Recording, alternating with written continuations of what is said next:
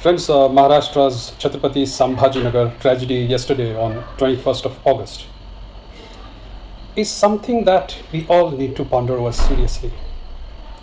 A youth of 18 or 19-year-old young boy demanding reportedly an iPhone from his parents climbed a cliff and threatened his parents that he would jump in case his demand is not met.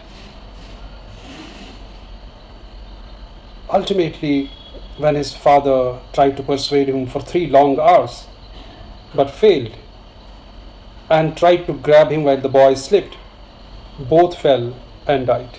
The poor mother, who saw her whole world devastated in front of her eyes, then jumped too and ended her life. The family vanished for a cell phone, for an iPhone.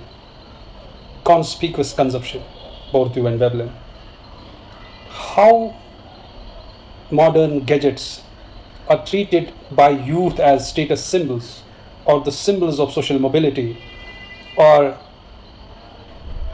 something for a show off to be of a particular class that you cannot afford otherwise becomes a reason for losing not just one life but the whole family.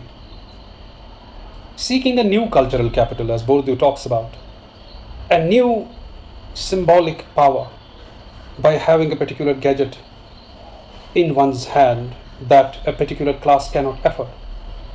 The EMI culture that has burdened the whole country, buying things that we cannot afford otherwise, and becoming too materialistic in our attitude. Where is it heading? And where is it taking us? To ultimate conspicuous consumption, wherein we hardly consume what we buy, but we buy it to show it to the people. A show of life, a peculiar case of liquid modernity.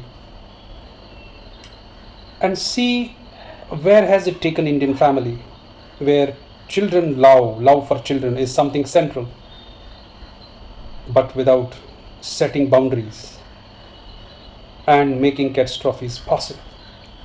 This tragedy where the young boy committed literally suicide by jumping off a cliff while his father tried to save him, fell too, then mother jumped too, the whole family ended. The reason is a cell phone reportedly. We all need to think about it seriously, that where has this new kind of conspicuous consumption and modernity taken us? That Indian family or a particular family setup wherein emotional attachment to children and love for children without setting proper boundaries while you raise them up can prove a catastrophe, can prove a disaster once the limits are not set. Therefore, be aware of intensive parenting and start training yourselves. I'm talking to parents about positive parenting that obviously loves your children. You need to love your children, undoubtedly, but setting the boundaries properly so that it does not become an emotional blackmail for the parents who cannot afford to buy a particular gadget to satisfy that conspicuous consumption curiosity of the Gen Zs or their kids. We need to take it seriously. Thank you.